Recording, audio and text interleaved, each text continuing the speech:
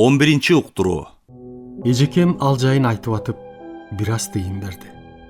Ошонусуна рахмат айтып кете бердим. Кайра келатып, анда Вознесеновка деп койчу. Азыр Бозучук деп аташат. Райондун борбору эле.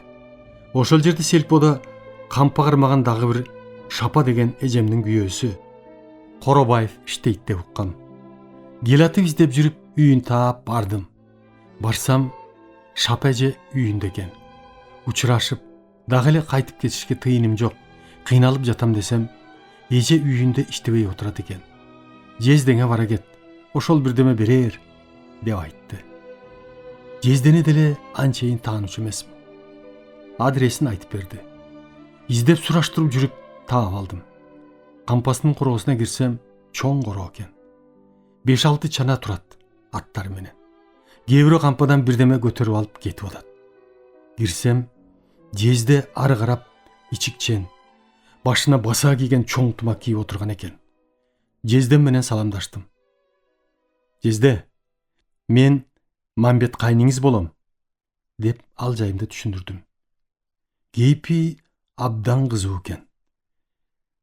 Жезде, эшикте бирөөлөр бул жактан алып чыгып эле атышат.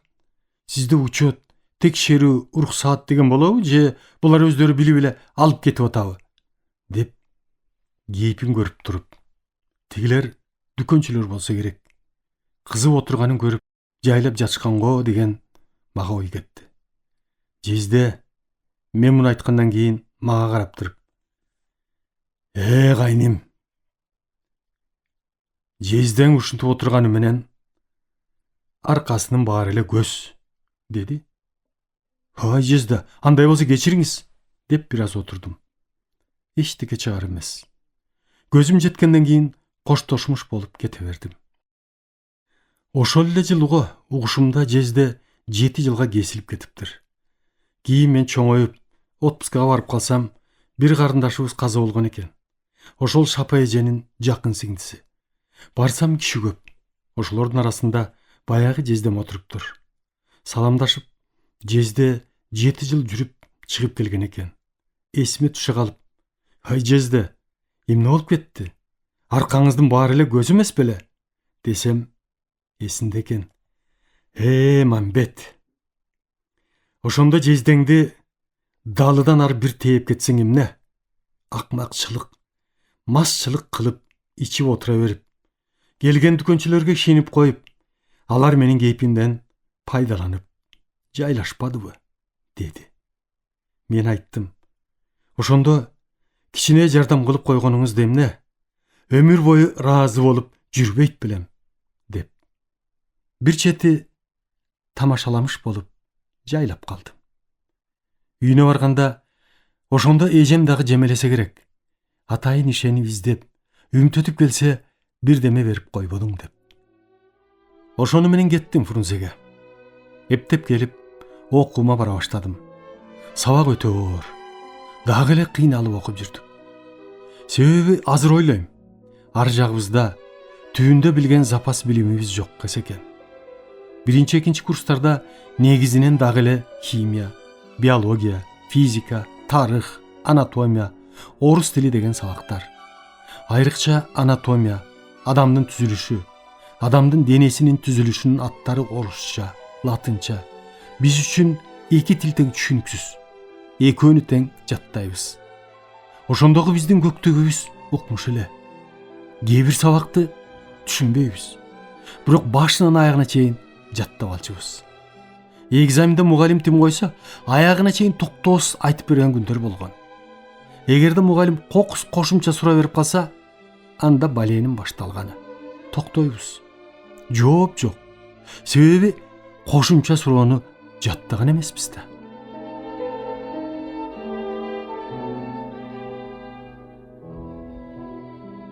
Ошентип 1 курсту алда жалда менен бүттүк. Арабызда окуй албай кетип калгандар бир топ эле болду. Каникулга үйгө барар замат мен эртеси эле колхоздун жумушуна чыкчумун. Эмне жумушу болсо дагы айдаган жагына каршылык көрсөткөн жан эмесмин. Иштегеним ушундай эле, чын дилим менен иштечү элем. Ал убакта колхоздо негизги иш апийим, чөп чапмай, сугат, эгин урмой, эгин бастырмай. Биринчи курсту бүтүрүп барганда чөп чабык башталып калган экен. Кызыл Кыяга, баягы менин кызым жашаган жайлоого бардым. Ошол жакта биздин колхоздун жери, жайлоосу бар экен. Ошол жактан чөп чаап, даярдап келчүбүз. Ал жакта жайлоодо колхоздун саан уй фермасы бар. Уйду менин тажестем Кожобек деген багат экен. Аялы энемдин сиңдиси Окен. Ушулар мени Урупай деген карындашымды кичинесинде багып алышат. Алган себеби, жогоруда айтпадымбы, биз өтө кедей, көп плөйлө элек деп. Тайэжем Окен жеңилдик болсун деп алса керек. Ал убакта баланы бергенден кийин бизге жөнөтпөйт, жакындатпайт. Бизден бөлүп өзүлөрүнө таандык кылууга аракет жасашчу. Ошентип чөп чапканга барып калдым. Мага окшош балдар, аялдар, анча-мынча карыган кишилер. Барганда эсимде. Сагынып да калгам карындашымды. Урупайды деле чоңоюп эс тартканда алып кетишкен. Барганда тайэжемдикине барып учурашып, карындашымды сураганга болбойт. Тайэжем да эчтеке айтпады. Бир аздан кийин эшикке чыгып ары бери карасам, карындашым эч жерден көрүнбөйт. Бир топ балдар, кыздар ойноп жүргөн экен. Ошолордун жанына барып, акырын билгизбей, алар билбейт Урупай менин карындашым экенин сурадым. Урупайды билесиңерби? Ал кайда кеткен? Деп. Тез эле айтып беришти. Көрсөтүп, тоонун ар жагында уй кайтарып жүрөт деп. Акырын көрүнбөй, жашырынып алып, жөө басып отуруп, тоонун артына бардым. Барсам, көп саан уйларды, бир эшекти минип алып, ошо кыбыраган карындашым 13 жашта болсо керек, тоонун арасында жалгыз кайтарып жүрүптүр. Мени карап турат. Жакын барганымда эшектен учуп түшүп чуркап келатат. Жетип келип, мени басып кучактап, күлүп калды. Экөөбүз алыбыз келишинче өкүрүп ыйладык. Колу буту кесилген, кийими деле бирдеме. Ошондогу менин зээним кейигенин азыр эстесем дагы зырдей түшөм. Сүйлөшүп отуруп, Урупай, айланайын, күзүндө айылга көчүп барганда качып кел, дедим. Ошону уга албай жүргөнбү, байкушум барар замат барам деди. Араң эле жүргөнүн сездим. Кайра акырын көрүнбөй келе бердим. Кечинде уйлар келгенде дагы байкап карап отурдум. Ошол кыбыраган карындашым 10 уйду сага басып. Эми жумушка ушунчалык катып бүткөн экен байкуш. Кийин көрсөм, түшүнсөм, Окен тайэжем жөн эле малайлыкка алган экен, окутканда эмес. Өзүнүн Мукамеди деген бир уулу менен тең, дагы бир кызы бар эле. Тажездем момураган, ак көңүл, сонун киши эле. Тайэжем ачуусу чапчаң, тилдүүрөөк көрүнгөн. Кийин күзүндө сүйлөшкөндөй, айтпай суранбай качып келди. Ошол бойдон кайрылып барган жок. Окен тайэжем угушумда абдан каргап жүрдү дейт. Ушул карындашымдын тагдырын айтып бүткөзүп кетейин. Мен институтты бүтүп, Сокенге үйлөнүп үйгө бардым. Урупай экөөбүз апийим кесип, жолго каражат камдап Фрунзеге ала кеттик. Ойлодум, эптеп медицина мектебине кирип, жок дегенде медсестра болуп иштеп, жанымда жүрсүн деп. Окууга өттү. Бирок өмүрү кыска экен. Кышында катуу ооруп калып, кандын рак оорусуна кабылып, үйгө кышында эптеп жеткирип келдим. Мен келгенден 3 күндөн кийин 17 жашында кайтыш болду. Ошол тайэжем Окендин каргышы тийдиби деп да ойлоп кетем.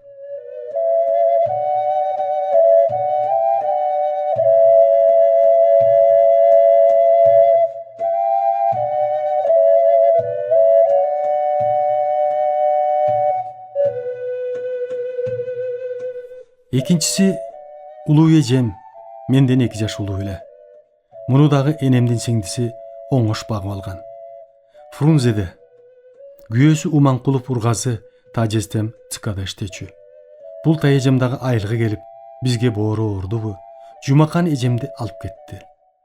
Мен 1946 Фрунзеге келсем, эже жок. Кайда десем, оңош таежем ушунчалык жамандап, өлүк тиригин көрүп, бир жака качып кетти дейт.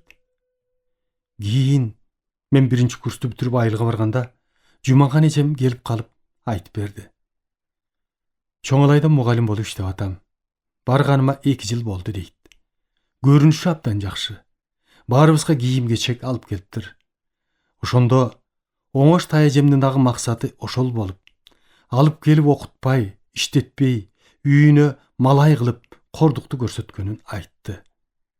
Отпускага 1 айга келиптир. Күйөөгө чыга элек. Кайра кетем деди. Мен каршы болдум. Жердин түбү экен. Андан көрө Фрунзеге чогуу баралы. Институтка өтүп окуп алсаң десем, жок. Мен быйыл барайын. Себеби партиянын мүчөлүгүнө кандидатмын. Быйыл мөөнөтүм бүтөт. Анан эмдиги жылы биротоло келемин деп болбой кетип калды. 25 жашка чыгып калган. Мектепте мугалим, завуч болуп иштеп атыптыр. Ушуну менен бул эжемди дагы экинчи көрбөй калдым. Ал убакта кыштын күнү Чоңалайга каттоо жок. Жол бекилип, кат да келбей калат экен. Кеткени дайыны жок. Жазга жуук чогуу иштеген көлдүк мугалимдерден кат келди. Өлгөнүнө 3 ай толуптур. Ушинтип Жумакан ооруп, кайтыш болуп калды деп. Ошо бойдон бара да алган жокпуз.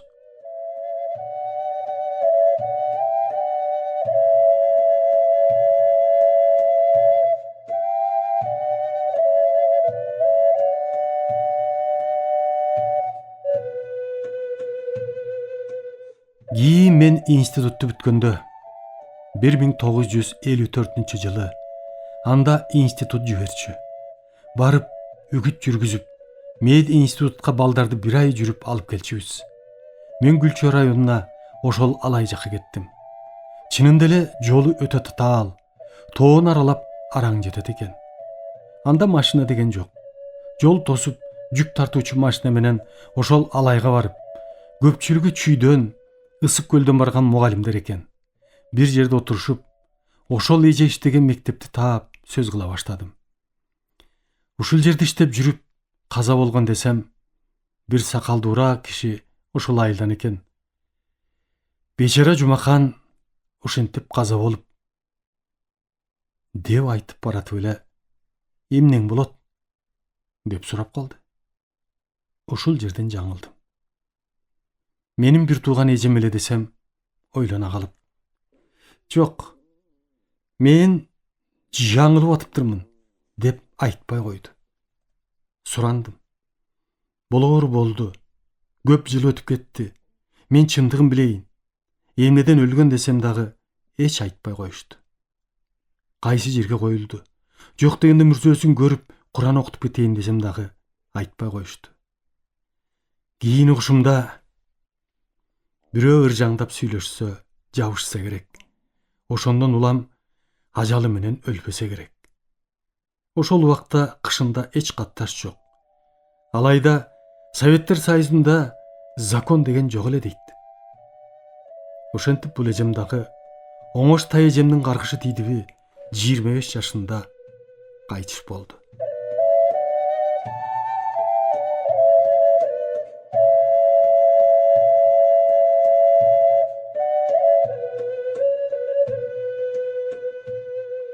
Дагы бир эсимде калганы айылдагы жакын тууганым, менден 6 ай улуу агам Жумакай Орунтаев эле. Ал жашынан аял алып, колхозда башкы бухгалтер болуп иштеп жүрдү. Мен барар замат Жумакайды үгүттөп, жүрү Фрунзеге, жогорку окуудан окуп билим ал, деп айта баштадым. Жумакай макул болуп, кетмей болдук. Кетердин алдында башкарма Зайнидин абам, ферма башчы Токтосун деген абам экөө келип, мени абдан тилдеп, сен эмне үчүн Жумакайды азгырасың? Жүргөн жагыңда өзүң окуп жүр, сениби? деп опсалашты. Мен, ой абалар, бул Жумакайдын өз иши. Окуйбу, окубайбы, менин эмне ишим бар? деп араң кутулгам. Бирок ал жылы Жумакайды жибербей коюшту. Кийин түшүнгөндө ойлосом, бу жумакайга эмне жабышып калды десем, булардын ичкен жегенин, былыктарын, бухгалтер катарында баарын жылмалап, документтерин таптаза кылып, тигилерди аман эсен сактап жүргөн жумакай тура. Кийин жумакай дагы ушунун баарын айтып берди эле. Дагы бир барганда жумакай жадап бүтүп, көзү жетип, келечегин ойлоп, барам. Бул жолу катуу турам. Сени менен кетмей болдум, деп экөөбүз Фрунзеге жөнөдүк. Пржевальскиден машина табылышы тозок. 1-2 күн машина күтүп жатып калчу элек. 2 күндөн кийин кечинде толтура карагай салган бир чоң машина токтоду. Кааласаңар түшкүлө, алып кетем деп. Жумакай экөөбүз баягы эле бир мешөктөн талканыбызды карагайдын үстүнө коюп, мешогубузду алдыга басып, чоң чынжырды кармап алып жөнөдүк. Түп жак менен жылкы заводуна келгенде күн куюп кирди. Бир аздан кийин машинанын дөңгөлөгү жарылды. Запас дөңгөлөгү жок экен. Чыланып суу болуп кеттик.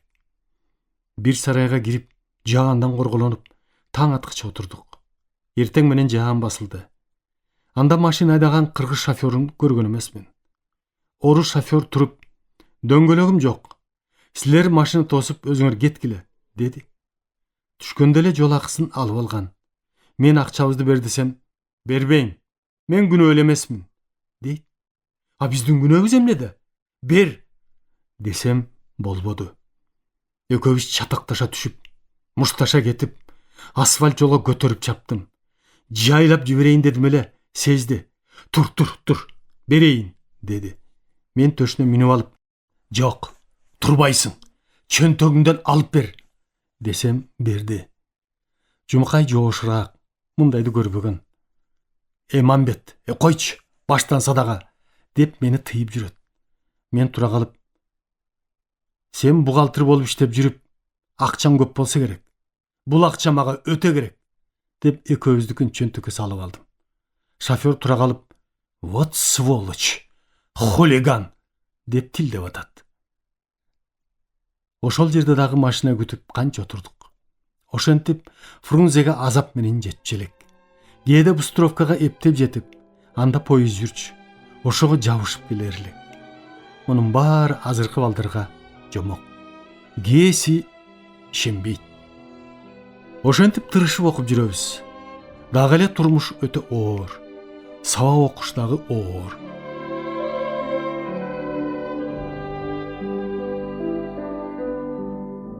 1948 жылга чейин нан карточкасы болду. 1948 жылдан нан карточкасы жоголду. Жоголгон менен дагы эле нан алыш өтө кыйын. Биринчи саат кезекте турмай, кээде нан жетпей калат. Ушул күнгө чейин ыраазы болгонум биздин кыргыздын талканы. Азыр кээ бир балдарыбыз талкан эмне экенин билбейт. Табылды Эгембердиев, рахмат.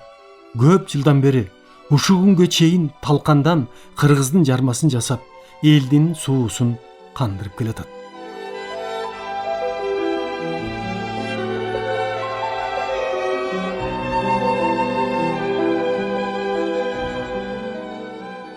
Фрунзеде жалгыз тааныганым, кичине ишенгеним ошол ургасы таажестем. Өзү ЦКда иштечү. Таэжем 6 баласы бар. Иштебейт, чала сабат. Үйүндө улуу баласы Абдрахман менден 2-3 жаш кичүү эле. Медиа институтка кирип калышына мен чоң көмөктөш болдум эле. 1946 жылы келгенде Абдрахман окубай калган экен.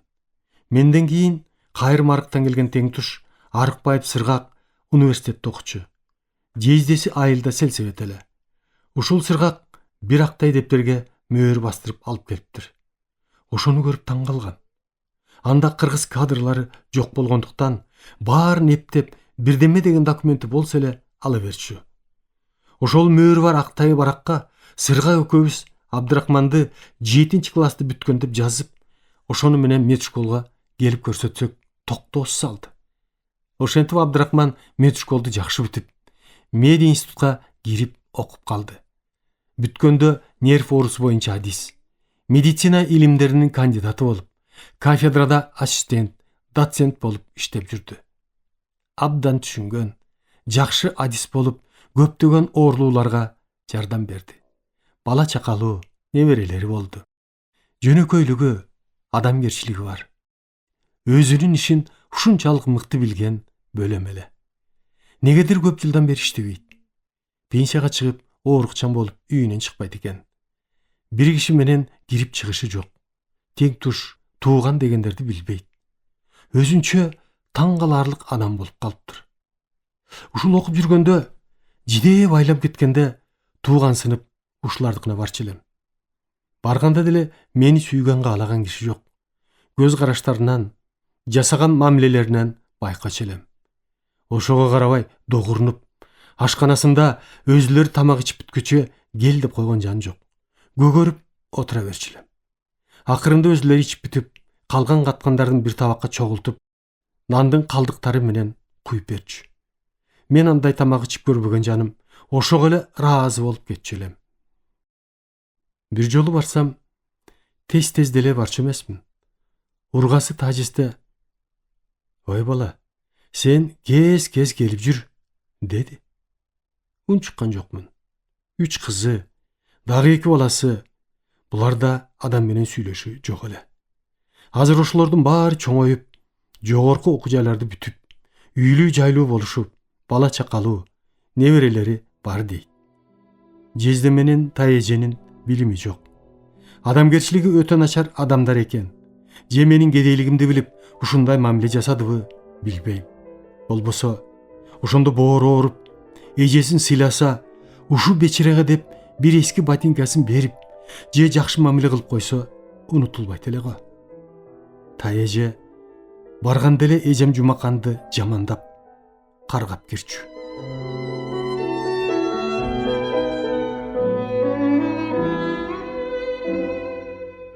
Ошентип институтты бүтүрүп, бүтөр замат Сокен экөөбүз үйлөнүп калдык. Менде бирдеме өткөрүш, бирөөнө чай беришке чамам жок. Тойду Сокендин агасы Алышбаев Жумагул өзү өткөздү. Кичине үйүнө Исаев Мукамбет Цкадан, мен жактан Жезде Уманкулов аялы менен Убукеев деген менин агам, Жумакай агам болушуп чогулушту. Убукеев бир кой сатып берди. Уманкулов ошондо соода министринин орун басары эле. Бул анча-мынча ичкиликти чыгарды окшойт. Кызыгы бүткөндө кеттик. Сокен экөөбүз ушул Уманкуловдун үйүндө калдык. Таеже балконду көрсөттү. Бир жаман диваны бар эле. Ошол жакка жаткыла деп көрсөттү. Эрте-серте Жумакай үчөөбүз бир жүк машинага түшүп үйгө жөнөдүк. Ошондо чакан той берип атканда Исаев Уманкуловду тамагаш колуңда тургандан кийин деп тамашалады. Мен бир аз эс алууга чыкканда Таежеме да өздүк кылып: "Таеже, ушулардын тамашасын мен түшүндүм. Ошого калтырбай, жоктен көбүрөөк пиво алып берсеңер болмок экен", десем, ар деп мени беттен алды. "Сени кедей кылган биз эмес" деп. Кийин мен оңолуп, жетилип, илимдин кандидаты болуп калдым.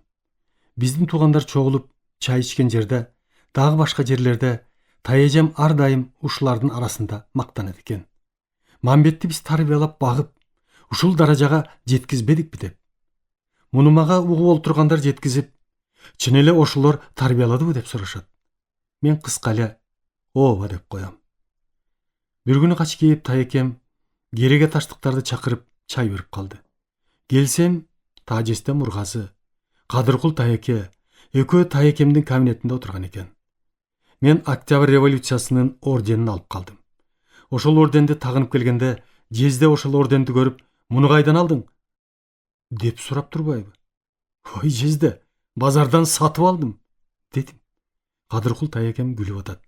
Бир убакта: "Эй Ургасы, чыны менен сурап атасыңбы? Киши укпасын. Ушунча кызматты иштеп жүрүп, ушул орденди билбесең уят", деди. Мен түшүнө коюп, убактысы келе түштү. "Жок Таеке, Жезде муну билет. Ойлоп атат да, кечээ эле биздин үйдө догурунуп отуруп, жугундуларды ичип жүргөн кантип эле ушул орденди алсын деп таң калып атпайбы", дедим. Тажестем: "Ай бала, оозуңду карап сүйлө. Тил чыгып калыптыр го", дейт. Мен: "А сиздин оюңузчу? Өмірі сіздің ашханада тамағыңдып отырат дедіңіз беле? Деп жайлап қалдым. Чогулуп тамақ отырдық. Ачуым келіп, буылығып қалдым эле. Бир убакта убактысын келтирип, ушул таажестен менен таежеме рахмат. Ушулардын таштандысын ичип жүрүп, андай тамакты өмүрүмдө ичип көрбөгөн жаным, ошондон кийин акыл эс кирип, мен оңолуп ушул даражага жетип калбадымбы? Дедим эле, таеже чыга качты. Артынан чыксам, мага мурункудай ажылдап, эмне үчүн элдин арасында бизди акмак кыласың, дейт. А сиз эмне үчүн булардын арасында мен жоктон мактанасыз? Мен багып, тарбиялап чыгаргам деп, дедим. Ошону менен бүттү. Ачыкка чыгып калдык. Көпкө чейин жологон жокмун. Андан кийин өзүлөрүнүн кемчилигин билип, чакырып кечирим сурашты. Өлөр өлгүчө кирип чыгышып, мен да колумдан келген жардамымды берип жүрдүм. Бир топ жыл болду. Экинчи уулу Анарбектин аялы ашказандан оор операция болуп айыгып кетти. Таң калганым, таеже өлгөнү балдарынын бирөөнүн да көрө элекмин. Өзүлөрү жолобогондон кийин мен да унчукпай кезигишке далалат кылбайм. Мен эмес, угушумда балдары бир киши менен кирип чыгышы жок экен. Ар кимдин өз оокаты аман болсун дейм.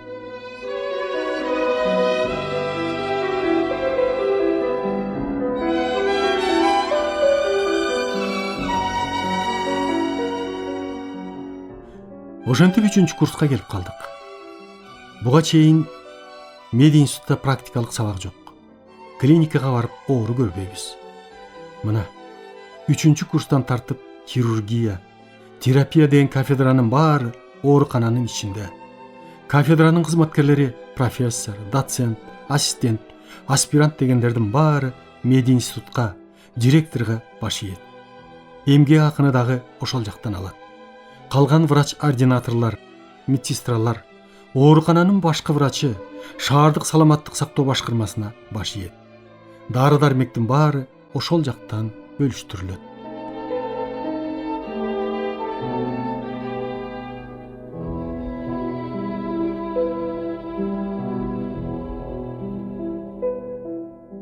Урматтуу радио угуучулар, сиздер адабияттуу уктуруубуздан Кыргыз Республикасынын баатыры, академик Мамбет Мамакеевдин «Мезгил жана инсан» аттуу автобиографиялык чыгармасын Кыргыз Республикасынын эмгек сиңирген артисти Эгемберди Бекболиевдин көркөм окуусунда уктуңуздар. Көркөмдөп музыкалаштырган Жыргал Аманова.